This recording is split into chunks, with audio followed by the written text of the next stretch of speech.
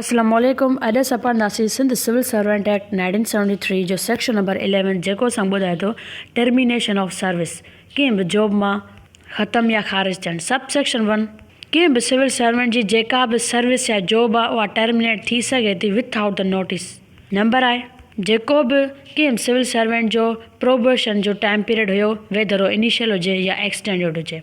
मतिलबु त अगरि अहिड़ो सिविल सर्वेंट आहे जंहिंखे आज़माइश जे तौर ते रखियो वियो हो ऐं बाद में हू फेल थो थिए त उनखे टर्मिनेट कयो वेंदो। पर शर्त आहे को बि अहिड़ो सिविल सर्वेंट जेको अपॉइंट थियो आहे प्रोमोशन जे बेसिस ते, जीअं हिकु सिविल सर्वेंट खे पोस्ट कयो वियो हूंदो आहे ॿिए सिविल सर्विस में, जीअं ट्रांसफर जो प्रोसेस हूंदो आहे या उनखे हिकु ग्रेड खां ॿिए ग्रेड ॾे हायर कयो वेंदो आहे त उन जी सर्विस टर्मिनेट न थींदी, पर उनखे उन पोस्ट में जेको आहे सो रिवर्स कयो वेंदो जंहिं में हू पहिरियां हुयो। छो जो अगरि हू प्रोबेशन जो आज़माइश जो मरहले में फेल थो थिए त उनखे बिल्कुलु ख़तमु न कयो वेंदो पर उनखे रिवर्स कयो वेंदो जिते हू पहिरियां हुयो। नंबर 2, अगरि अहिड़ी का बि एम्प्लॉयमेंट आहे सिविल सर्वेंट जी उन जी स्टार्टिंग जी या उनखे एक्सटेंड पीरियड ॾिनो वञे थो एम्प्लॉयमेंट जो त उन बि एम्प्लॉयमेंट खे टर्मिनेट कयो वेंदो जॾहिं बि उनजो टाइम पीरियड ख़तमु थो थिए त बाद में। मतिलबु को बि अहिड़ो सिविल सर्वेंट आहे जंहिंजी एक्सपायरी टाइम पीरियड आहे 60 इयर्स एज रिटायरमेंट, वरी उनखे 1 साल एक्स्ट्रा थो ॾिनो वञे त पोइ बाद में 61 ईयर जी टाइम पीरियड में खां पोइ ऑटोमेटिकली उहो टर्मिनेट सम्झो वेंदो। नंबर 3, अगरि अहिड़ी का अपॉइंटमेंट हुई कंहिं पर्सन जी एडहॉक जे बेसिस ते, मतिलबु त टेम्पररी जे बेसिस ते, ऐं जेको परमनेंट वैकेंसी खे फिलअप करण जे लाइ ॿियो माण्हू अची वञे थो उन अपॉइंटमेंट लाइ त उन टेम्पररी वारे पर्सन खे टर्मिनेट कयो वेंदो by the recommendation of selection authority, उन जी सलाह सां। सब सेक्शन 2, अगरि कंहिं बि पोस्ट में पूरी पोस्ट खे ख़तमु थो कयो वञे सर्विस खे,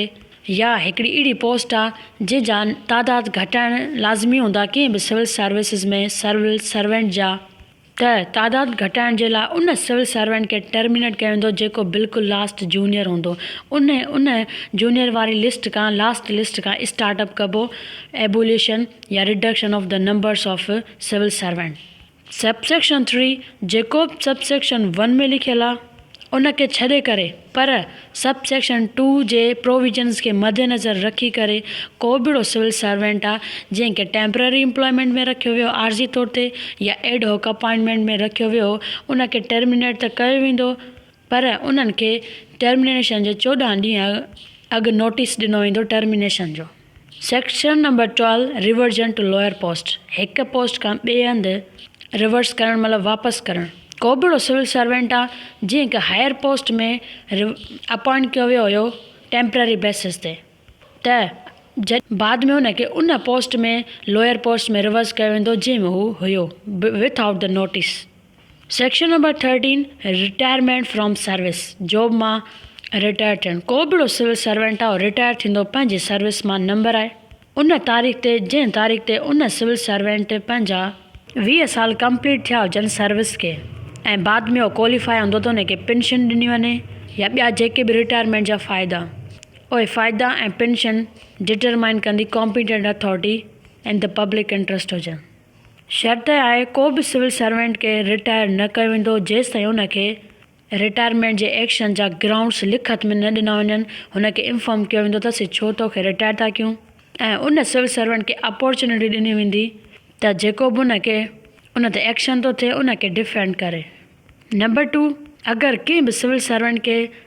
क्लास नंबर 1 जे मुताबिक़ डायरेक्शन ॾियणु लाज़मी हुयो, मतिलबु उनखे रिटन में इंफॉर्म करिणो हुयो, त अगरि रिटन में इंफॉर्म नथो कयो वञे त बाद में 60 इयर्स 60 सालनि जी उमिरि में उनखे रिटायर सम्झो वेंदो। एक्सप्लेनेशन आहे कॉम्पिटेंट अथॉरिटी उहा हूंदी आहे जेका अपॉइंटिंग अथॉरिटी हुजे जेका सिविल सर्वेंट खे अपॉइंट कंदी आहे या को अहिड़ो माण्हू जंहिंखे अपॉइंटिंग अथॉरिटी अथोराइज़ कयो हुजे। पर अपॉइंटिंग अथॉरिटी या को अहिड़ो पर्सन आहे जेको अथोराइज़ आहे उहो उन रैंक खां घटि न हुजे जंहिं रैंक जो सिविल सर्वेंट रिटायर थियणो आहे। Section number 14 employment after retirement, retirement थियण खां पोइ बि मुलाज़मत करणु। सब सेक्शन 1 को बि अहिड़ो सिविल सर्वेंट रिटायर्ड आहे उहो आम तौर ते कंहिं बि गवर्नमेंट जी मुलाज़मत में रीएम्प्लॉयमेंट न थींदो आहे जेसिताईं इहो ॾिठो वञे त उन जी एम्प्लॉयमेंट लाज़मी आहे पब्लिक इंट्रस्ट जे, या त पोइ जेका अपॉइंटिंग अथॉरिटी जे नेक्स्ट अबाउ अथॉरिटी हूंदी आहे उहा अगरि अप्रूवल ॾिए थी त पोइ उन सिविल सर्वेंट खे रीएम्प्लॉयमेंट करे सघिजे थो। पर शर्त आहे अगरि अपॉइंटिंग अथॉरिटी गवर्नमेंट आहे त कंहिं बि एम्प्लॉयर खे रीअपॉइंट करे सघिजे थो with the approval of government ई। सबसेक्शन 2 सेक्शन नंबर 3 जे subsection 1 of ex government servant employment with foreign government prohibition act 1966 जे प्रोविजन जे मद्देनज़र रखी करे अगरि अहिड़ो को बि सिविल सर्वेंट आहे उहो रिटायरमेंट खां अॻु में ई मतिलबु को बि अहिड़ो सिविल सर्वेंट हूंदो हुनखे अगरि रिटायर करिणो हूंदो आहे त हुन रिटायर करण खां अॻु में ई उहो रिटायर सिविल सर्वेंट लीव वठी सघे थो, मतिलबु कुझु साल ॿिनि जो टाइम पीरियड वठी सघे थो त उहो ॿी का एम्प्लॉयमेंट सीक करे या रिटायर थियण खां बाद में बि का बि ॿी प्राइवेट एम्प्लॉयमेंट सिविल सर्वेंट करे सघे थो। शर्त आहे को बि अहिड़ो मुलाज़िम आहे जे पंहिंजी मुलाज़िमत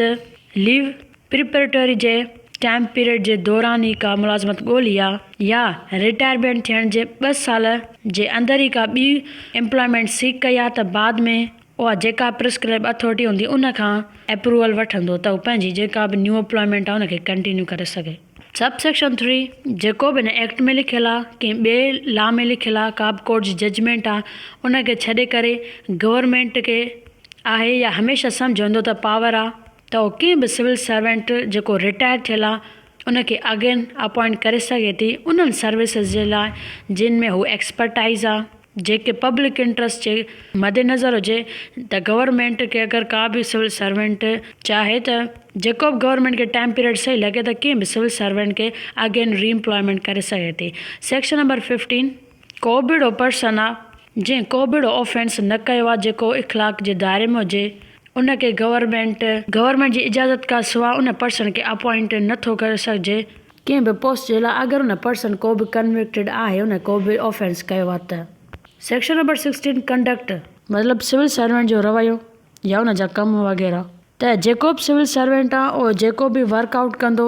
ईअं कंदो जेको बि रूल्स में लिखियलु आहे या जेके बि गवर्नमेंट उनखे या गवर्नमेंट खां अलावा जेके ॿियूं बि अथॉरिटीज़ न उहे इंस्ट्रक्शन इशू नथियूं कनि सिविल सर्वेंट खे, मतिलबु को बि सिविल सर्वेंट कमु कंदो under the direction of government और द प्रिस्क्राइब अथॉरिटी पोइ भले इंस्ट्रक्शन जनरली हुजनि या कंहिं ख़ासि ग्रुप जे लाइ या सिविल सर्वेंट जे क्लासिस जे लाइ हुजनि।